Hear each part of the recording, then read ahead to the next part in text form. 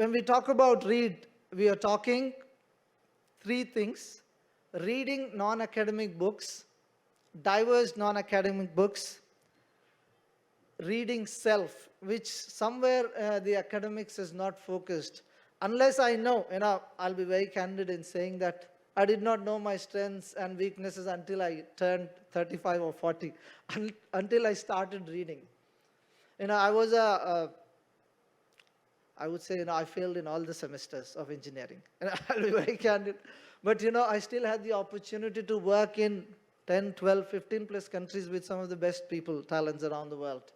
And I worked in the US, Europe, Middle East, Africa, Asia Pacific. What got me there, having failed less than around 50% marks in my engineering, right? What got me there? It's the reading. Reading diverse books actually opened up my mind. I started thinking because of reading. Otherwise, until then, getting lost in thoughts, I thought was thinking. But that changed when I started reading. And that is why reading self, knowing my strengths, knowing my weaknesses, if that can be, if the spotlight can be put, on that aspect as well, I think, we will have fantastic results. And reading situations, right? That is the third read aspect. Students who want to do, want to become, whether it's a civil servant, whether it's an author or a politician or a leader, an editor, they should know how it translates, how it works on the ground. And that research or that read has to be encouraged in schools and colleges. If we give some time, an hour or two, probably in a week, I think that will hugely help students in knowing themselves and getting that clarity in their minds as to what they want to do and why. The two most important questions. I didn't know, what I wanted to do and why until very late, 40 plus. That, my dad was an engineer. He said, you go do engineering, you will get to play. I was a cricket player, so he said, you can pursue your sporting hobbies if you get a seat in engineering. I studied for the entrance. That's all. My first job was also as a sportsman. I had the privilege of meeting Sachin Tendulkar playing Hyderabad. I was part of the Hyderabad Ranji Trophy team, so I had the opportunity to meet some of the big cricketers of that time. So I didn't know. Later I realized I want to become a teacher. And I am lost. I'm somewhere else. How do I do that? That's when I said, I started going to schools and, to talk to children, students. And that enriched me so much. And that's why I say you build nations. The most important job in the world is of teachers. Whether it's a politician, whether it's a bureaucrat, every segment of society is created by teachers. And you are the best people to bring about that transformation, the best brand ambassadors for Read India celebration. And, it's a huge, huge opportunity, right? To be addressing, problem solvers, out of the blue, when the crisis happened, you rose to the occasion. And, Prudent Media, of course, it's an amazing example. It's a precedent. And now, right, you can set the precedent with the best person at the helm. Like I said, if only all chief ministers of India have education portfolio and give that priority, right, India will go leaps and bounds. It should become the most sought after portfolio, whether it's in bureaucracy or what. You need to glamorize education and knowledge. If that can happen, when Pushpa, violence can be glamorized, why not knowledge? Knowledge is the essence of life, right? It's a reflection of the society. Somewhere, we have lost track, but it's a huge, huge opportunity. The seeds of transformation. India has seen the green revolution. India has seen the white revolution. And now is the time for a knowledge revolution. And the seeding has happened from this very stage. And with this, the future or the next generation Microsofts and Googles and Facebooks will happen from this very land.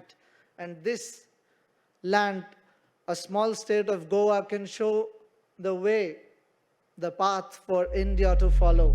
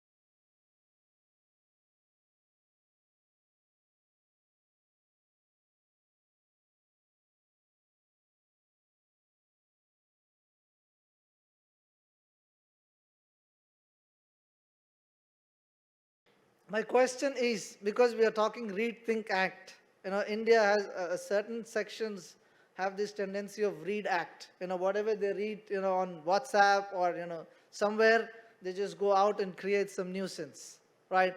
If a person reads things, act, right? For that, a bit of, insight is needed.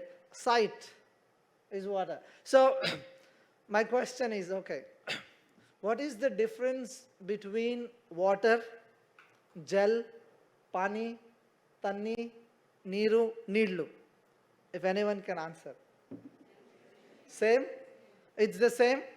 Yes? Everybody? Language. But, exactly, language you said, right? There's a container and there's content. The word is a container, but the content is the same, whether we call it water, tanni, right? Bhakti, bhavana, prayerfulness, thankfulness, it's the same whether I call Sri Ram, Sri Krishna, Jesus Christ, Mother Mary, Allah. You understand the difference? Right? We all, that word houses that feeling, but that feeling is different. That feeling is universal. Right? Having that feeling matters, but somewhere education has lost track. We have lost the ability to think. The sight and the insight, that is the difference. Right? If you have that insight to differentiate between the container, the label and the product, the container and the content, then half of the problems would be solved. You agree? And that is the insight aspect. What we sight is this, insight is this. And insight is all of you. And only you can bring about that change.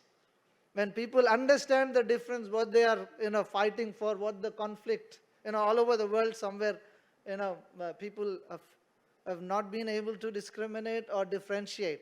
It's a very simple container and content. The product is the same. Knowledge is universal. There's nothing called American knowledge, Indian knowledge. It's universal. Hunger is universal. Love is universal. Bhakti, bhavana is universal. It's just, that is why when I said diversity is the greatest strength, if you understand. If you understand, if you do not understand the container and the content, the same diversity will become a huge problem.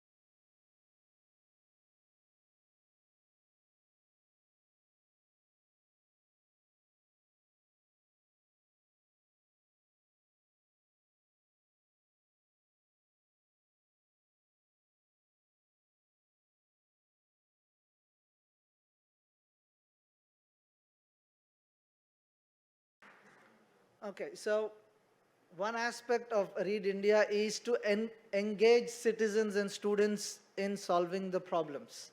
Now, as part of Read India, students can read any book, any story, any article, and summarize their views in one page. And the second page is we are asking them to pick any problem of their choice and propose solution. This is where we want to encourage that solution-centric mindset. It has to become a culture, and it has to start from the very young age. We need to engage students and citizens in solving the problems. The government will facilitate, but government cannot do everything. There's a perception that government is the savior, can do anything. They expect magic from the government. After all, government is also of the people, from the people, and they are also from the same set of people, right? They can only do so much. So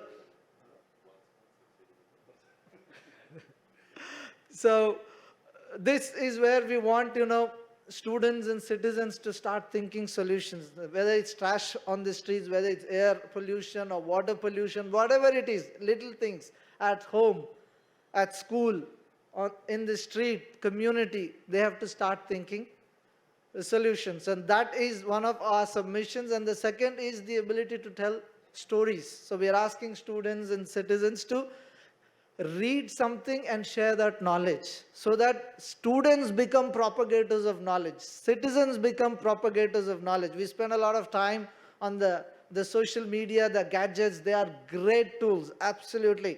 But the thing, if we can push positive content, knowledge in those platforms, it is impossible or next to impossible to take away this generation from those wonderful gadgets. It's a huge, huge distraction, agreed, but we can create that positive platform environment where we push knowledge. 2 minutes, if someone reads a book and shares, these are the 3 things I've learned, and this is one problem I've tried to address. If those videos go on social media, YouTube, you can see, everyone will have access. Din mein 2 minutes, 10 minutes padhne ke liye to become successful. 2 minutes, just listen. You don't want to hold a book. Ideally, we would want them to hold a book, but still, though they're spending time, they will spend at least 1 or 2. If that becomes a culture in the next 5 to 10 years, it's a long road, but there's huge hope. And I would say that is the only way for transformation of India. And you are the greatest ambassadors, movers and shakers to make it happen. The teachers. I bet on you and the leaders of education and the influencers of literature, art.